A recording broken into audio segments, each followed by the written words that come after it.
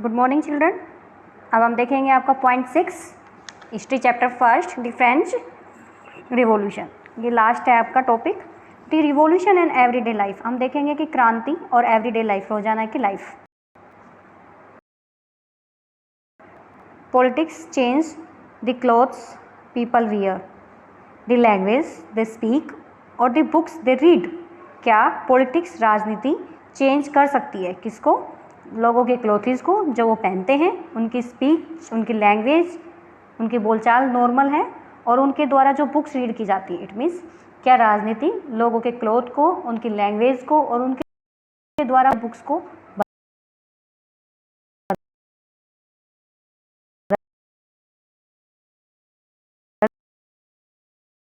सकती है? सन 1789 के बाद के ईयर्स में, वर्षों में, फ्रांस के मैन, वीमेंस और बच्चों के जीवन में ऐसे अनेक चेंजेस आए। The revolutionary governments took it upon themselves to pass laws that would translate the ideals of liberty and equality into everyday practices. It means क्रांतिकारी गवर्नमेंट ने, क्रांतिकारी सरकारों ने लॉज बना करके लिबर्टी, स्वतंत्रता, इक्वेलिटी, समानता के जो आइडियल्स हैं, जो आदर्श हैं, उनको डेली लाइफ में इम्प्रूव करने के लिए, डेली लाइफ में लाने के लिए एवरीडे प्रयास उन्होंने किया। One important law that came into effect soon after the storming of the Bastille in the summer of 1789 was the abolition of censorship. आपने पढ़ा था कि बास्टिल जो कि एक फोर्ट था, जेल के रूप में, उसके स्टॉर्मिंग, उसके ख़त्म होने के बाद 1789 की समर, गर्मियों में, जो सबसे इम्पोर्टेंट कानून जो आया, केम अप, इफेक्ट में आया, इंपॉर्टेंट कानून, वो कौन सा था? अब में सेंसरशिप की, ये कानून सबसे इंपॉर्टेंट था।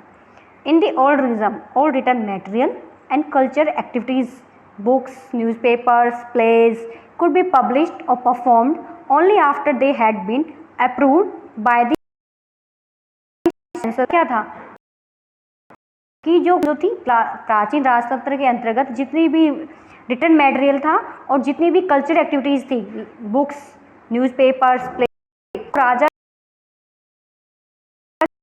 की सेंसिया।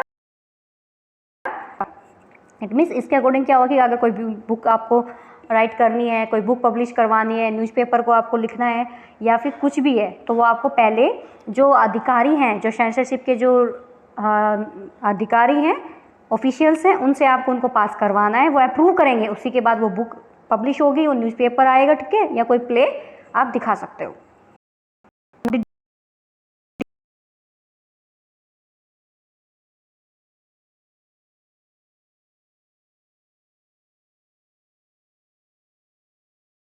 डिक्लेरेशन नहीं बना सकते, कोई बुक नहीं लिख सकते, कोई प्ले नहीं कर सकते।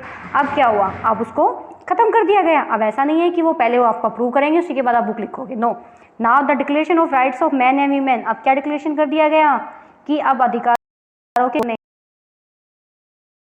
फ्रीडम ऑफ एक्सप्रेस,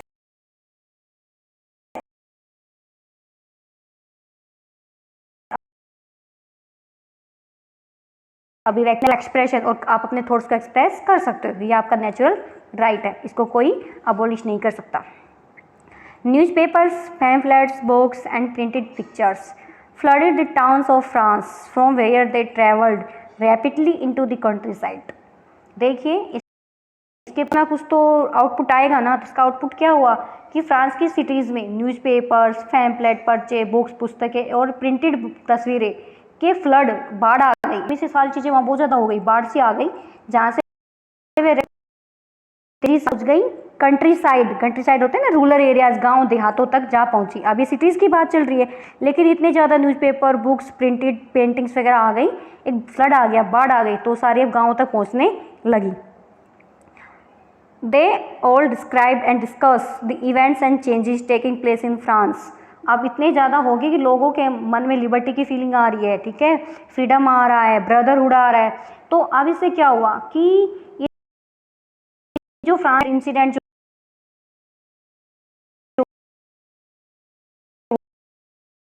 हो रहे थे, जो था, और उन पर जो टिप्पणी होती थी इट मीन्स आपस में लोग डिस्कस करने लगे, डिबेट करने लगे, डिस्क्राइब करने लगे कि क्या इवेंट्स हो रहे हैं फ्रांस में, क्या क्या चेंजेस आ रहे हैं फ्रांस में, इन सब पे डिस्कशन होने लगा। Freedom of the press also mean that opposing views of events could be expressed. वाली प्रेस नहीं,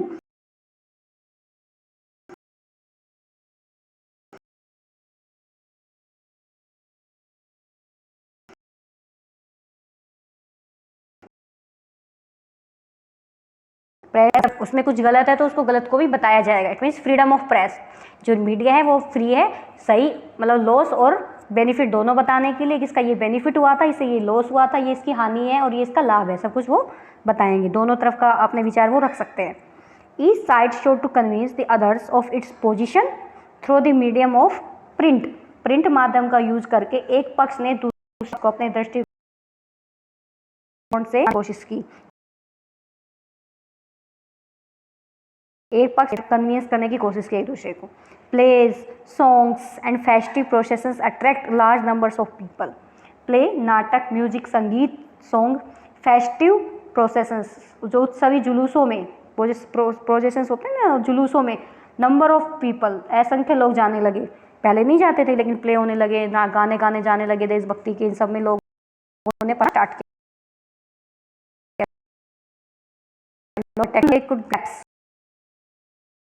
and liberty or justice that political philosophers wrote about at length in text which only a handful of educated people could read. This was one way. ये जो है हमने अभी देखा, liberty स्वतंत्रता और जस्टिस न्याय के बारे में जो पॉलिटिकल फिलोसोफर्स जो राजनीतिक व दार्शनिक थे, उन्होंने स्वतंत्रता और न्याय के बारे में philosophers wrote about at length in ग्रैप्स। इट मीन्स स्वतंत्रता और न्याय के बारे में पॉलिटिकल्स राजनीतिकों ने दार्शनिक फिलोसॉफी के लिए जो लेखन को करने के लिए उनसे जुड़ने का ये लोकप्रिय तरीका था, क्योंकि किताबों को पढ़ना तो सिर्फ कुछ ही लोग जानते थे। अब देखिए बुक्स को तो एजुकेटेड पीपल ही पढ़ सकता है, जिसको पढ़ना लिखना नहीं आता कुड नॉट रीड बुक्स, तो बुक तो रीड कर ही नहीं सकता। लेकिन अगर आप गाना गा रहे हो तो गाने के थ्रू तो वो समझ रहा है फीलिंग्स को, कोई नाटक दिखाया जा रहा है तो उसको भी वो समझ रहा है, ठीक है, और कोई उत्सव निकल रहा है, कोई जुलूस निकल रहा है तो सब में समझ में आ रहा है। तो यही कह रहे हैं कि स्वतंत्रता और न्याय के बारे में जो राजनीतिक थे और दार्शनिकों के जो लेखन को समझने और उसे जुड़ने का ये लोकप्रिय तरीका था, क्योंकि किताबों को पढ़ना तो मुट्ठी भर एजुकेटेड के लोगों के लिए संभव था, इसलिए एक अच्छा तरीका था। ये देखिए पिक्चर दिखाई हुई है यहाँ पे, ठीक है, मोटापा घटाने के लिए एक मशीन का दिखा रखा है कि ये मशीन है, ये मोटापा घटा सकती है, ठीक है। ये एक चित्रकार द्वारा बनाया गया है जो न्याय के विचार को व्यवहार में बदलना चाहता है, मोटापा कम कर रहा है, फैट। एक दूसरी पिक्चर है जिसमें मारा जनता को एक वो थे रिवोल्यूशनरी लीडर थे, वो दिखा रखा है उन्होंने, एड्रेसिंग द पीपल, जो पीपल को एड्रेस कर रहे हैं। ये पेंटिंग है जो उनके दिखा रही है, लोकप्रियता के बारे में समझा रही है। ये देखिए किसी सैलून में आने वाले वर्ग के लोगों पर पेंटिंग की क्या प्रतिक्रिया होती है। देखिए ये मारा है, बीच में खड़े हुए हैं इधर इधर, ये देखिए ये रहे, ठीक है। नाव ये देखिए इधर भी दिखाया है, ये ओलंपस पार करता हुआ नेपोलियन है, ये ओलंपस पार कर रहा है नेपोलियन, ये डेविड द्वारा बनाया गया चित्र है, ठीक है। अब हम कंक्लूजन देखेंगे आपके फ्रेंच रिवॉल्यूशन का। इन 1804 में Napoleon Bonaparte crowned himself emperor of France. 1804 में नेपोलियन बोनापार्ट ने खुद को फ्रांस का एम्परर सम्राट घोषित कर लिया था। He set out to conquer neighbouring European countries, disposing dynasties and creating kingdoms where he placed members of his family. उसने नेबर के जितने भी यूरोपीय कंट्रीज़ थी उनके ऊपर कॉन्क्वेर विजय यात्रा शुरू की थी कि अब मैं इनको विजय करूंगा। नेबरिंग यूरोपियन कंट्रीज़ के ऊपर एक यात्रा शुरू कर दी, कॉन्क्वेर विजय यात्रा। और जो ओल्ड रीजम्स, जो पुराने रीजम्स थे, उन्होंने उनको हटा करके न्यू साम्राज्य, नया एम्पायर बनाया और उसकी जो बागडोर थी वो अपने मेंबर्स, फैमिली मेंबर्स के हाथों में दे दी। Creating kingdoms, new kingdom start कीजिए, डिस्पोजिंग डायनेस्टीज़, पुरानी डायनेस्टीज़ को ख़त्म करके। Napoleon saw his role as a moderniser of Europe. Napoleon अपने आप को, खुद को यूरोप के मॉडर्नाइजीकरण, आधुनिकरण का एक अग्रदूत मान रहा था कि मैं आधुनिकरण का अग्रदूत हूँ, मैं आधुनिकरण करूँगा। तभी तो उसने डायनेस्टिक पोजीशन, जो पुरानी डायनेस्टीज थी, पुराने राजवंशों को ख़त्म कर दिया।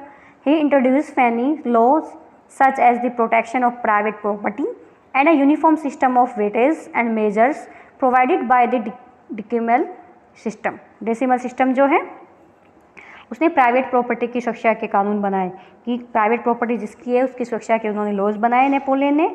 और डेसिमल सिस्टम, जो दशमलव पद्धति जो आप मैथ में पढ़ते हो, डेसिमल सिस्टम पर आधारित वेट और मेजर, नाप तोल के एक समान इक्वलिटी वाले यूनिफॉर्म सिस्टम, इट मीन्स ये उन्होंने समान प्रणाली चलाई। नेपोलियन ने कहा कि मैं आधुनिकीकरण करूंगा फ्रांस में। उसने निजी संपत्ति की सुरक्षा के कानून बना दिए और डेसिमल सिस्टम पर आधारित वेट और मेजर की एक समान प्रणाली यूनिफॉर्म सिस्टम उसने चलाया, जो पहले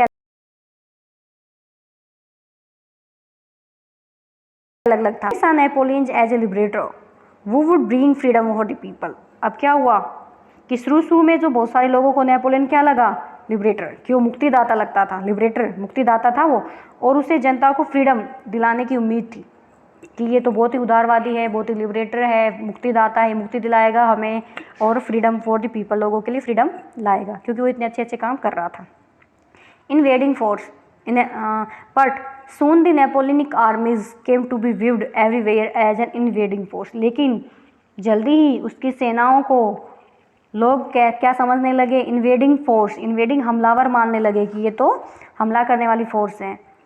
ही was finally defeated at Waterloo in 1815।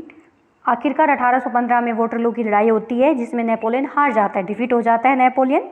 Many of his measures that carried the revolutionary ideas of liberty and modern laws to other parts of Europe had an impact on peoples long after Napoleon had left. Europe का जो rest of part था, बाकी हिस्सों में liberty, मुक्ति, और modern laws, आधुनिक कानूनों को स्प्रेड करने वाले क्रांतिकारी जो उपाय थे, उनका असर उनकी मृत्यु के काफ़ी समय तक बाद सामने आया। इट मीन्स नेपोलियन की डेथ हो गई थी 1818 में, 1818 में डेथ होती है।